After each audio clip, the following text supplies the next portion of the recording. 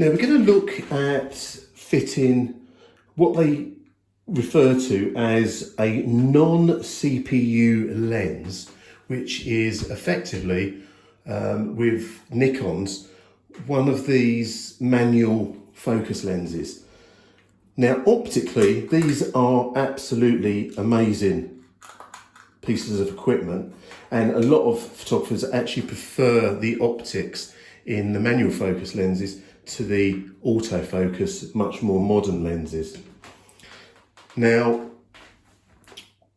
what does CPU mean? So CPU, so central processing unit.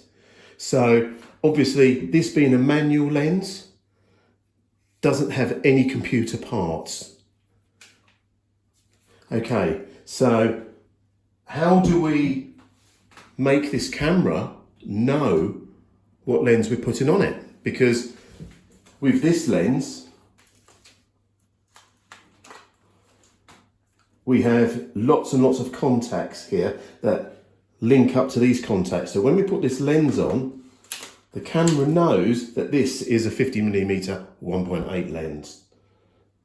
Now, because the manual lens doesn't have those contacts,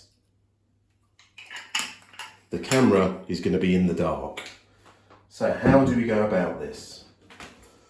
Right, it's really fairly straightforward.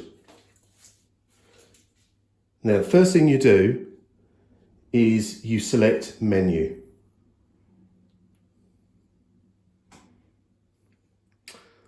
Then for a menu, you want to select setup menu, which is the little spanner symbol. Now from that, if we go across with the wheel, and in the setup menu, you'll see a complete range of different things that you may not use that much. What do we have in here? Monitor brightness, HDMI, time zone and date, so forth. Now, in with this, you have non-CPU lens data. Now, if we go onto this and then press enter, the center button here, that will take us into non-CPU lens data. Now, first thing you're going to do, you're going to assign this lens, because we're going to tell this camera that this lens is going to be fitted onto the camera. We're going to call this lens a number. And what you'd ordinarily do is you could put a little sticker on the lens cap of each lens that you're using, so that you know that, oh, this is lens number 1, and in our data on the camera, we've named that as lens number 1. So we'll call it number 1 for argument's sake for here. You can obviously go through and you can dial in up to 9 different lenses.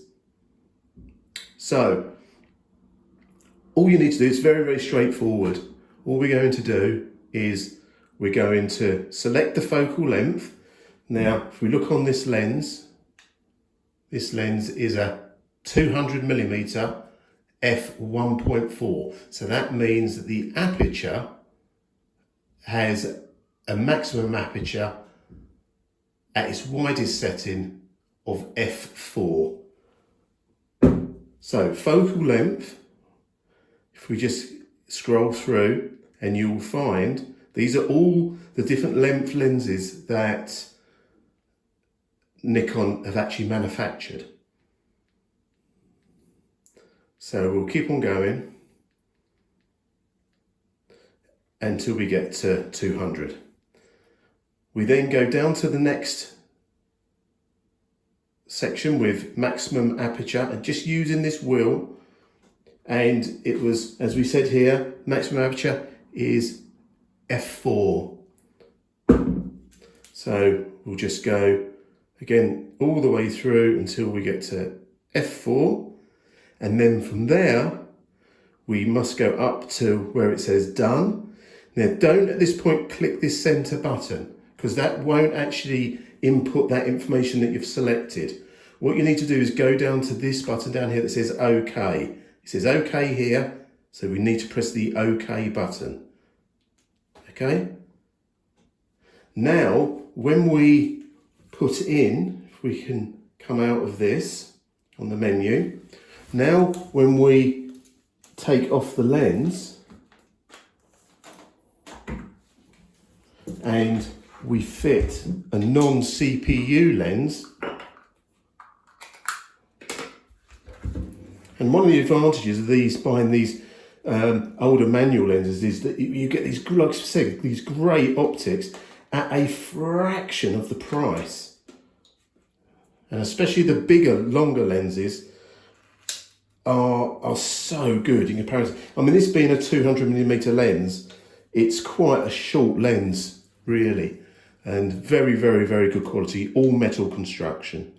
Now, once that has been actually attached to the camera now, the camera knows that this lens that's been fitted is in fact a 200mm f4 lens.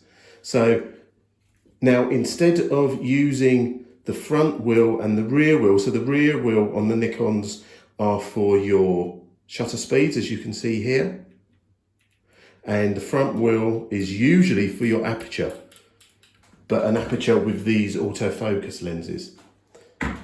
Now, this lens has its aperture on the lens, and you can see that as I turn the lens, okay, as I'm turning the lens, the aperture in the top there is also turning in that window. So that shows that the camera has now detected the correct lens.